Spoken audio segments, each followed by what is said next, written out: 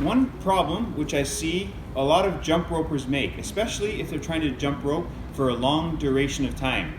This one mistake results in fatiguing or tiring too soon. Can you see the way I'm standing at the moment?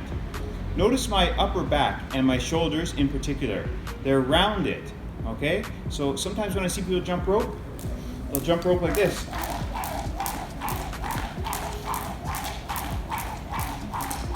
I might be exaggerating the rounded back at the moment, but it'll give you an idea of what I see sometimes. Doing so makes it more difficult to breathe. When you jump rope, instead, try to keep your back fairly upright, your shoulders back and your chest out. Doing so opens up your lungs, making it a lot easier to breathe.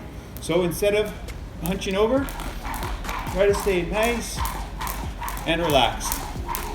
Notice my upper arms are close to the sides of my body. My elbows are close to the sides of my body. Doing so makes it a lot easier to keep your shoulders back and your chest up and out, making it a lot easier to breathe instead of doing this. Much more difficult to breathe when you're hunched over like that. Instead, keep your back upright, elbows to the sides of your body and back, chest up.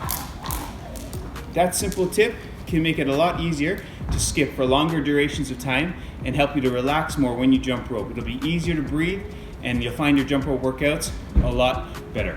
All right, I really hope you enjoyed that quick tip. Until next time, thanks for watching.